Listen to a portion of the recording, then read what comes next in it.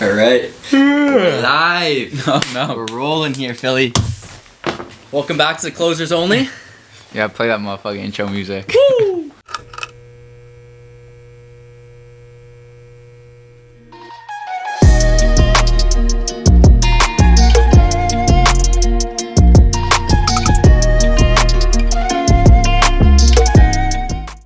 All right. We're back. Part 2. How to break the rookie record. Yeah. And we're back doing a full episode because, first of all, the last episode cut off at the end when we were chatting, and there was just way more information that we wanted to cover. Mm-hmm. So we actually just watched back the first episode, made some notes on some additions that we want to chat about. Mm-hmm, mm-hmm. And first thing that came to our mind that we didn't really discuss too much in the first one was actually time management, and specifically something me and you learned through this experience. It's been super valuable is actually just using a Google Calendar. Absolutely. Yeah, I use a Google Calendar even now that I'm not in the season of business. It's like November. Almost. I use a Google Calendar for every single part of my life. Like every almost minute of my life is planned, and that means the personal stuff too.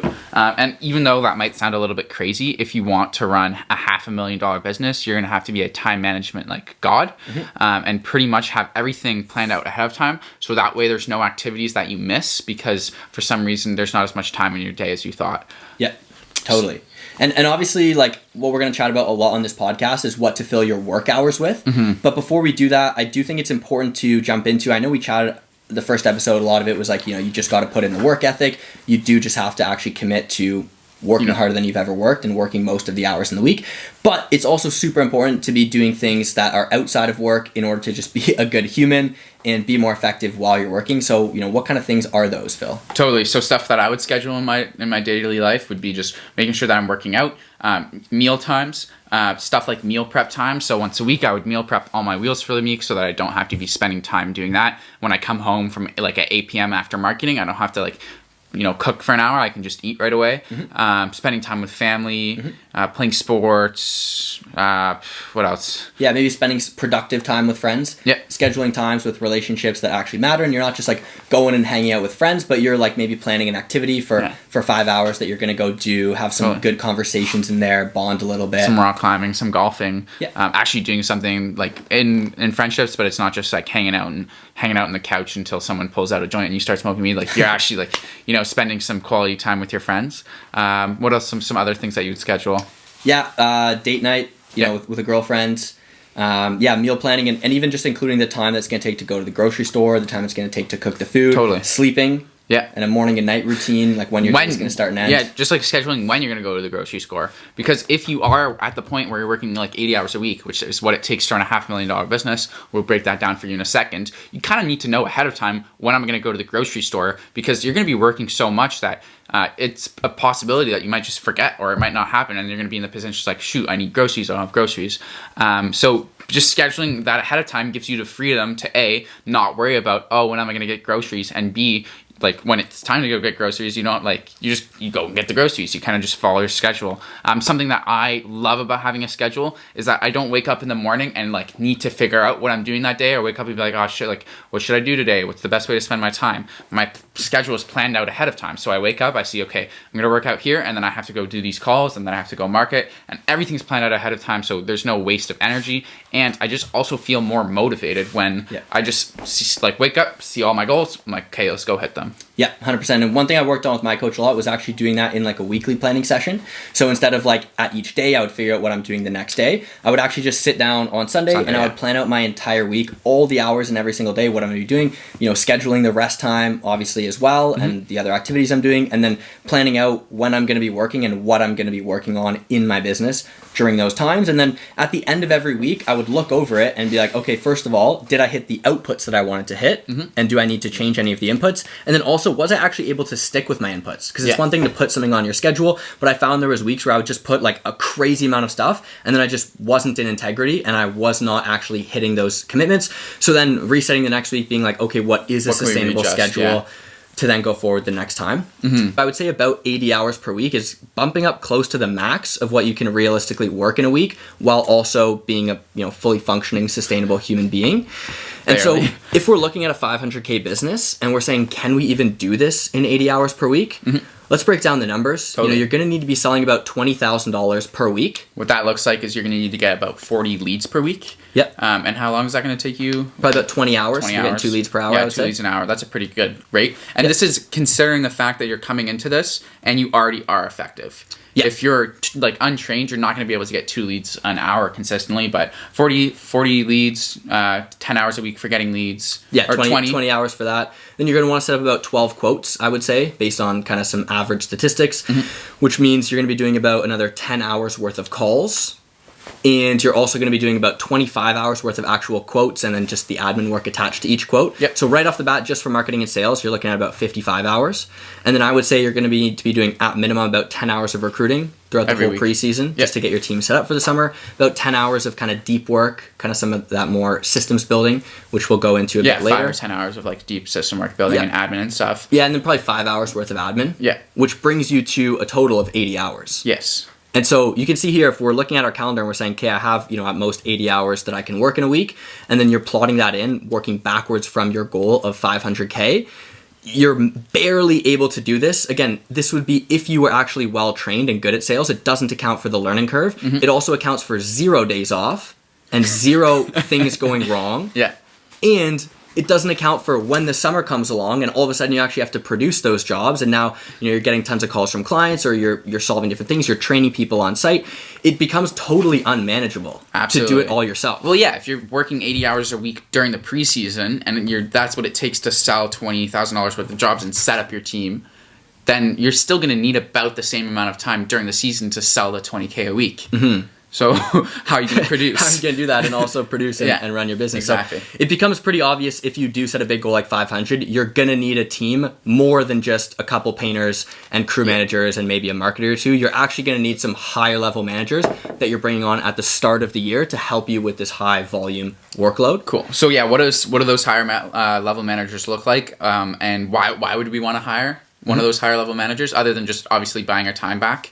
Yeah, so I think both me and Phil totally agree, and I would say this is kind of a consensus among people who have run similar businesses, that the first high-level role that you want to hire for is going to be a production manager. Totally. What does a production manager do? So they're in charge of all the production. So they're going to be the ones who are calling the clients, setting up the job, putting it in the calendar. They're going to be the ones who are taking care of handling the paint orders. So ordering the paint for the job, getting that to the job site as well. They're going to be the ones who chooses which crew is going to which job based off that crew's specialty and their abilities.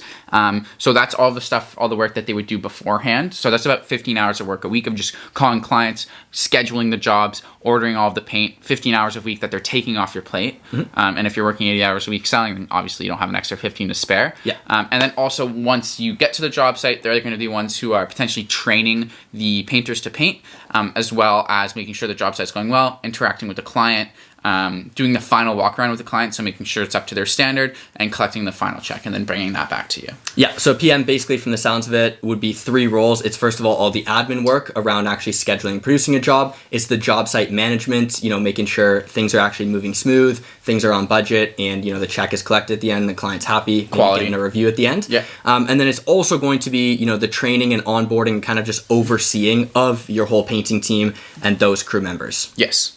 So that's the production manager's role. And the way that Will was explaining it to me is that once you hire a production manager, the time that it takes to train that production manager and the work that they can do in your business is more effective. In the end, it's higher output than if you were to just do the work yourself. So he actually brought up some basic numbers, and we're just going to go over them. They're not exact numbers, but just for the sake of going through it, to show you that you are more valuable as someone training other people to do work than you are valuable just doing the work yourself. Totally. Yeah, like what we want to do is maximize our output per unit of time in terms of profit, right? Business is kind of a game of money and profit. Obviously, there's other things that are important as well, but we are playing the game, and so let's optimize for the goals.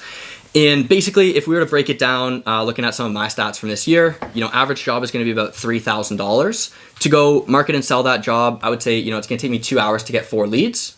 And then about one of those leads is going to turn into a quote, which means I'm going to need to spend an hour setting up the estimate, because obviously there's going to be people that don't answer. And then per quote, it's going to take about 2 hours to actually book them in and do kind of like the admin stuff associated with that. So it's going to take about 5 hours to get the job, to get a 3K job, which would be about $1,000 of profit roughly. And then obviously the sale is only half of it. And then you also have the production half. And if you look at the hour breakdown for essentially the admin and job site management, you're looking at about an hour of, just kind of paint order, setting it up, admin, getting to the job site, doing the walk around with the client, maybe a couple check-ins at the end of each day, dropping a couple new supplies off, doing a final walk around at the end. Should be about another 5 hours there. Yeah. So we're looking at 10 hours total. $4,000. $4,000 of profit. So in the sales aspect of it, you're worth $100 an hour, and in the production aspect of it, you're worth $100 an hour. Yeah. As the operator of the business. Exactly. And so we can see right off the bat, like these are great numbers. Like $100 an hour is awesome. Pretty blessed. Right? And the thing it's not accounting for is all of the fixed work that has to go in before we are able to actually spend those hours. We can't just spend the hours doing that because there's a ton of stuff to building the business and bringing people on your team. It's not accounting for the time to train and onboard and hire anybody. Yep. So we don't want to just look at $100 an hour and be like, this is great. Let's just do as much of this as we can. It's a lot more work than that. Totally. And, in your first year of business, you totally could do that. And that's what most student works operators do. And they run a $100,000 business. They make a ton of profit in their first year, learn a ton of skills. And I think that's great. And the point of this episode is to teach you how to break the rookie record. And so we don't just want to be okay with the $100 an hour activities, because again, it's going to average out with the stuff we're not making money on. So we want to just bump that up as high as we can. So let's calculate now what our return on time investment would be. To hire and train a production manager. Yes. Yeah. So let's say it's going to take about 20 hours of training. Yep. Because a lot of their training is going to take place while they're a painter, which isn't factored in because they're obviously, getting paid for that kind of separately. But just of management training, how to run a job site, do the admin, about 20 hours. And you'll probably need about 10 hours just to check in on them every week, make sure they're doing well. You will need to visit the job sites eventually if there's something they're incapable of doing. Yeah. You will still need to be involved with the production manager for sure. Totally. Even the most rock star production manager. For sure. And even just like meetings with them, checking in, all that kind of stuff. Yeah. About 10 hours a week. So over the course of a summer, we can see that's going to be about 180 hours. And let's say your production manager, based on the numbers before, we said about 5 hours of job site management and admin per job. Per job. It's a 2-day job, so we're looking at 2.5 hours per day, which means they could do about 3 to 4 crews they could handle. If they're working 7 to 10 hours a day. Yeah, which would be pretty standard. What that pans out to in the whole summer is about $250,000 worth of production throughout the entire summer. That's about what my production manager managed. Maybe a little more, like $300,000, yeah. Yeah. And so, about 250K, like on that, we should be making theoretically about, 85K of profit, again, based on kind of average student works metrics. And, let's say we pay them a 10% commission. We're looking at about 60K profit in our pocket from hiring and training that person, which only took us 180 hours. Which is like $330 per hour. Which is ridiculous. Which is way higher than $100 per hour. So you can either A, do the work yourself, produce it yourself, and make $100 an hour yourself, or make $100 an hour yourself minus all the other bullshit work that you have to do, or you could B, hire and train someone to do it, which is going to take you 180 hours, but the return on that is going to be $60,000 of profit, because that's how much more your business can take on because of this person you're adding into your business. And at that rate, you're getting paid $300 an hour. Right. So obviously it's a higher leverage activity. Way higher leverage. And it's what we want to move towards. Now, obviously the caveat here is that you actually do need to know what you're doing in order to effectively hire and train someone to do that role. So you still do need to put in the work yourself in terms of managing job sites, doing the admin, making sure the systems are dialed. But obviously I totally agree. Hiring a production manager is going to be one of the highest leverage things you can do in your first year. And it's pretty much required in order to hit a 500K business. Yeah, I would say it's required. Life hack, you can bring your production managers to January training and your sales managers as well, which we'll get to in a minute. But if it's before January and you're listening to this and you have a production manager lined up for your business, it costs about $300 to bring them out. And it's definitely an amazing return on your investment, because they're going to be essentially at the same level as you, probably with a little bit less commitment, but they'll know just as much as you. It's a huge hack. I didn't know that in my first year. And I brought my production manager to January training in my second year. He's way more enrolled and he's just way more trained. Yeah, so if you can get some corporate training for your production manager, that's great. Absolutely little bonus hack. Now just jumping super quickly into the sale and the production. We chatted about those are each worth, potentially about $100 an hour. Or if I just, let's say, had a crew manager or a lower level production manager who I'm paying maybe $25 an hour, because a lot of what they're doing is actually driving stuff and just like chatting with clients. It's not like a crazy high skill position. It's more just like their ability to like handle stress, solve problems, and like keep a smile on their face. And so let's say you could pay someone $25 per hour to do that.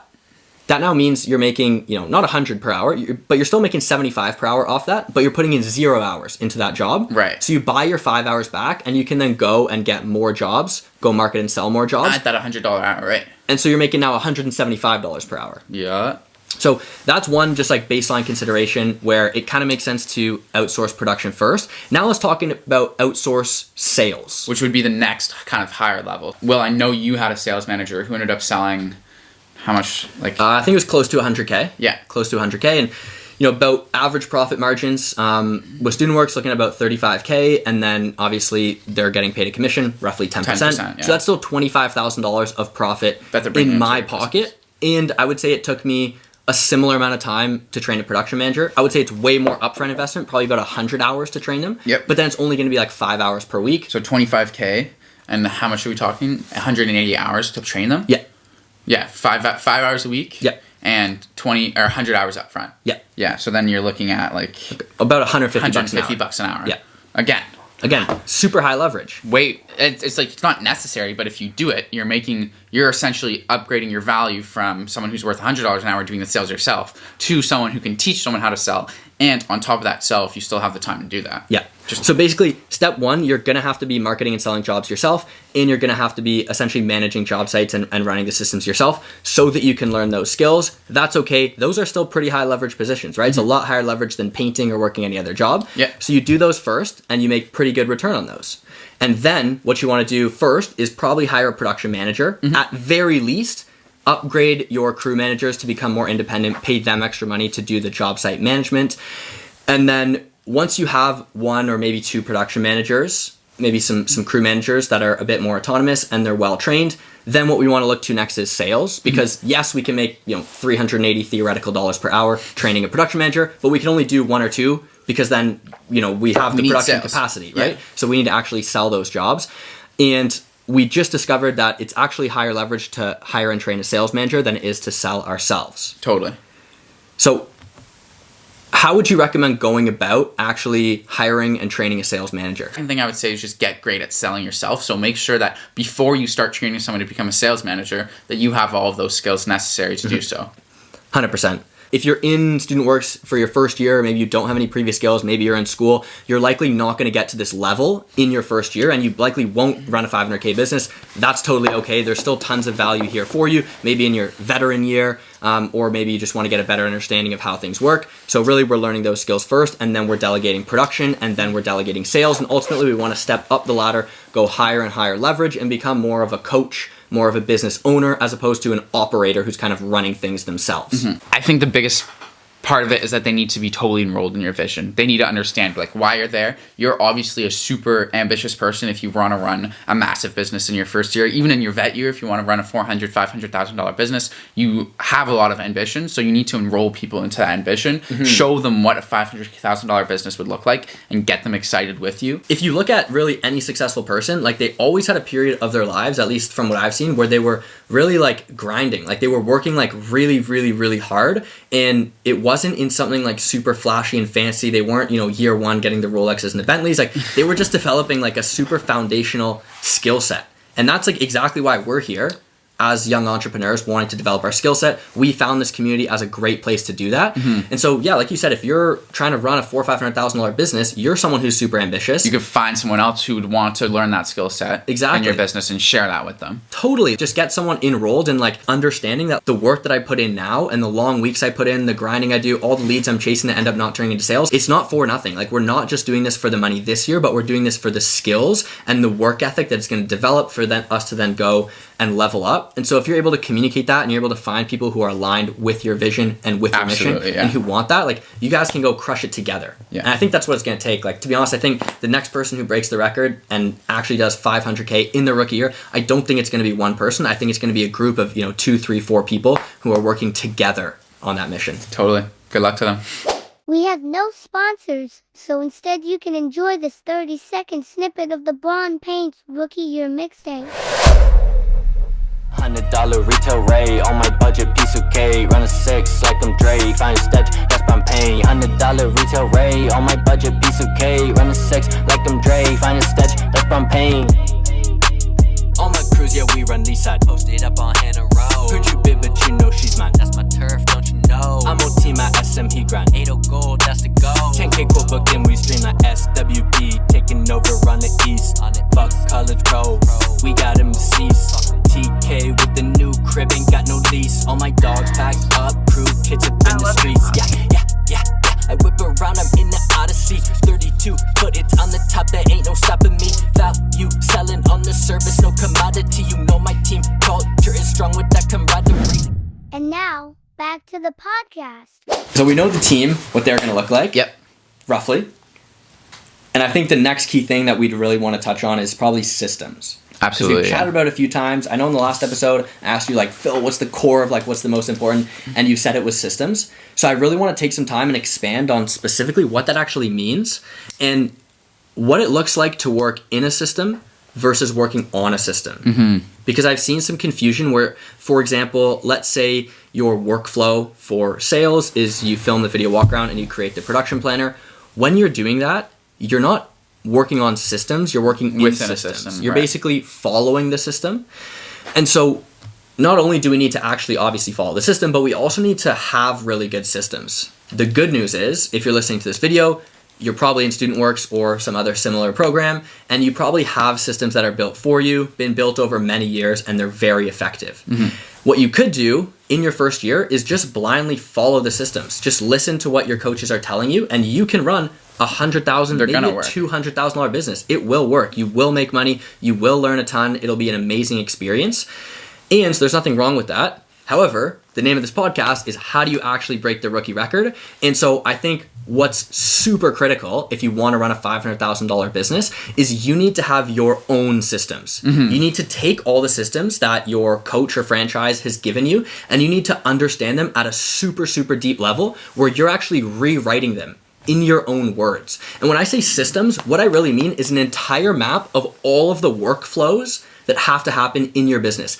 Every single individual item that happens in your business, down to the nitty-gritty details, like specifically where do you keep your contracts in your office? Map out all the details, so like all the stuff, like from who's calling people, who's ordering paint, who's cleaning the equipment room, who's driving ladders around. So you map out all the responsibilities. Yeah, well, and I would say before that, at least what I did is before I even decided who was doing it, I actually just looked at what needs to be done. Totally, and then you organize it. Exactly. Once I have the entire map, I understand every single workflow that's going to need to happen and in what volume that's going to need to happen to hit our outcome. Then I took a look and said, okay, how should we chunk these into positions? And how should we chunk these into roles? Totally. And I'm not starting from scratch when I'm doing this, and I totally don't recommend you do, but I recommend you look at the existing systems, talk to tons of other operators, and like the systems are built around running, a small 6-figure business, right? So if you want to come in out of the gate, run a $500,000 business, you need to have such an in-depth understanding, and you'll probably need to adjust and tweak some things. You might need an extra role. Like I had an admin/color consultant on my team this year. Mm-hmm. It wasn't part of the system, but it worked out super well for me when I mapped out the workflow and looked at my team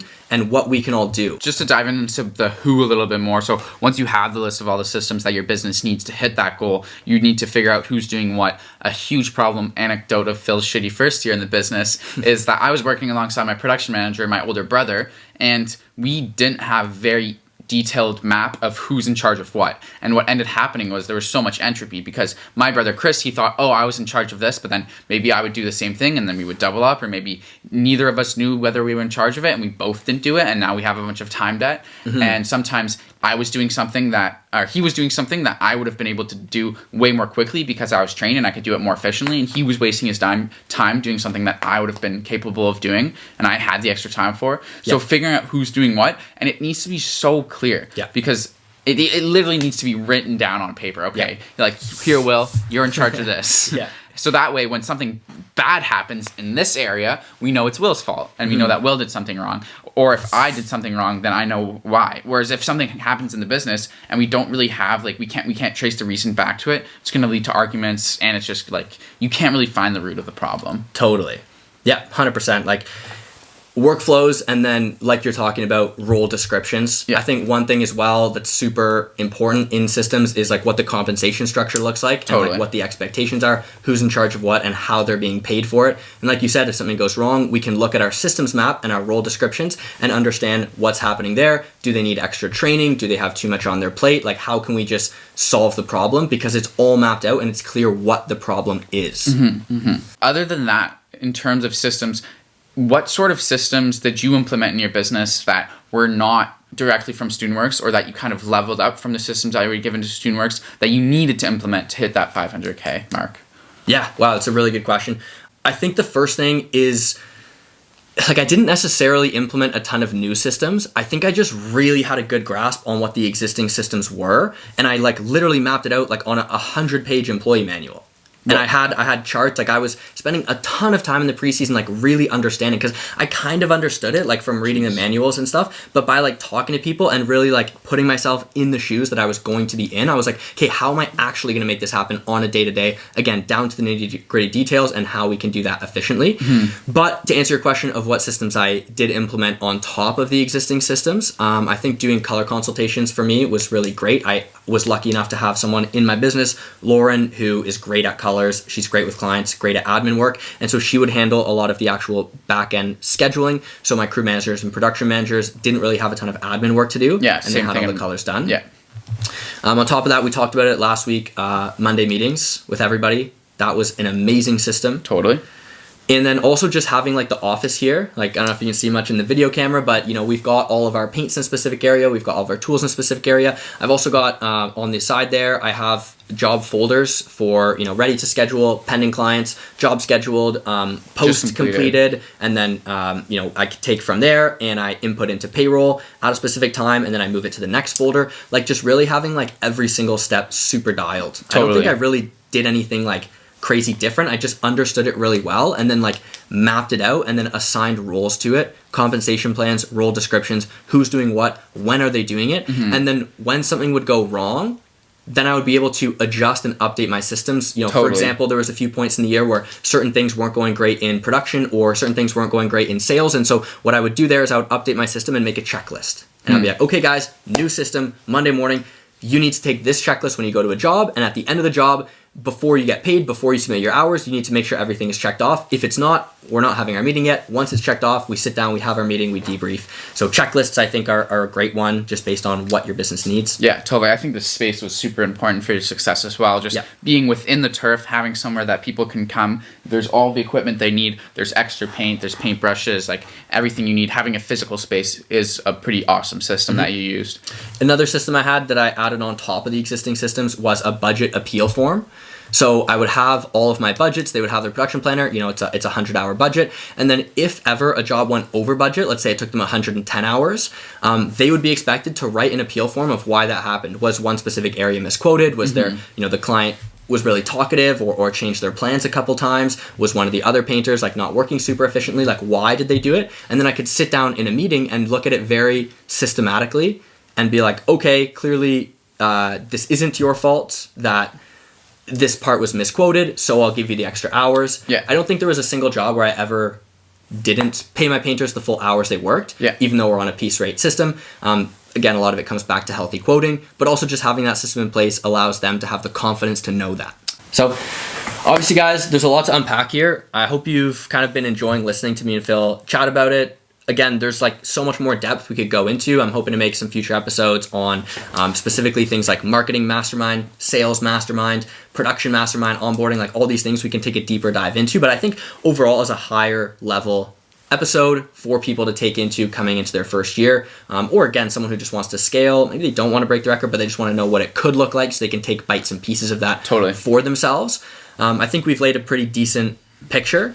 And the last thing I do just want to highlight for all you guys, like I'm someone who came into this with a year of experience working in another StudentWorks business. Hacked. And I think it's super common for a bunch of other people who had broken the record before me. If I look at the leaderboard of all the top rookies, like the vast majority of them came up through StudentWorks. They worked as a painter, they worked as a manager, maybe they learned door-to-door marketing, they learned all the basic foundational skills, they understood the systems, and like specifically the skill of painting. Like you're not going to be painting yourselves, but knowing like what it actually looks like and what kind of expectations to set, like it's such a hack, guys. Like to be honest, if you want to break the rookie record, like what it's going to take, to be honest, is just working a full year in someone else's StudentWorks business, learning the foundational skills, so when you jump into your rookie year, you can actually build on that. Yeah. Or, you can totally just do your rookie year and do 100 or 200K, and then you can, go for 500 in your vet year. Yeah. Like either way, like it's probably going to be a 2-year process to hit a $500,000 business. I hope someone proves me wrong. That'd be sick. I would love to see it. I'd be happy if someone to could coach do it them, in school too, that'd be ridiculous. Yeah, true. That's the other piece as well. Like in school, like I technically was in school and I was at the end of my school. So I was able to take my last few courses online and living at home, working in my business full time. So that was another thing that helps me a ton. Cool. Yeah, so it's doable. It is doable. It's doable. Someone could totally do it. And all they got to do, listen to this podcast. Absolutely. Call a bunch of other operators, do everything that we said, and pack it up, rack it up. Hopefully you get a good turf as well. That's always helpful. Cool. Thanks for listening. Yeah, any closing thoughts?